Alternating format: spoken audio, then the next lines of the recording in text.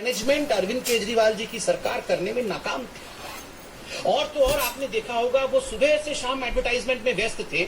जब पानी सर के ऊपर जाने लगा और अरविंद केजरीवाल जी को मालूम पड़ा कि उनसे गलती हो रही है, तब जाके उन्होंने कहा नहीं, अब हमने क्रायोजेनिक टैंकर के लिए एडवर्टाइजमेंट किया है, हम मलेशिया से मंगाएंगे। बाकी तमाम राज्यों ने एडवर्टाइज करके मंगा लिया था पहले ही। एक रिपोर्ट के आधार पर बीजेपी प्रवक्ता संबित पात्रा ने दिल्ली सरकार पर गंभीर आरोप लगा दिए।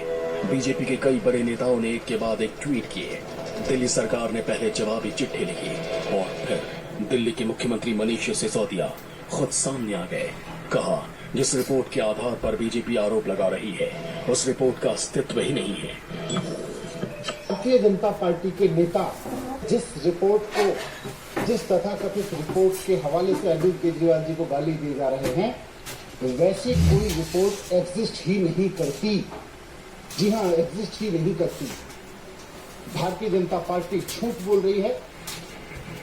आप जब इन 3 दस्तावेजों को ध्यान से देखेंगे और दिल्ली के हर बड़े अस्पताल की रियलिटी रिपोर्ट पर मंथन करेंगे तो आपको पता चल जाएगा कि दिल्ली में ऑक्सीजन की किल्लत का सच क्या है और सांसों की सियासत में कौन सच बोल रहा है, कौन झूठ।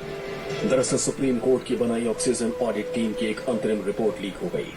126 पन्ने की इस रिपोर्ट का नाम है interim report of sub group for carrying out oxygen audit at NCT of Delhi.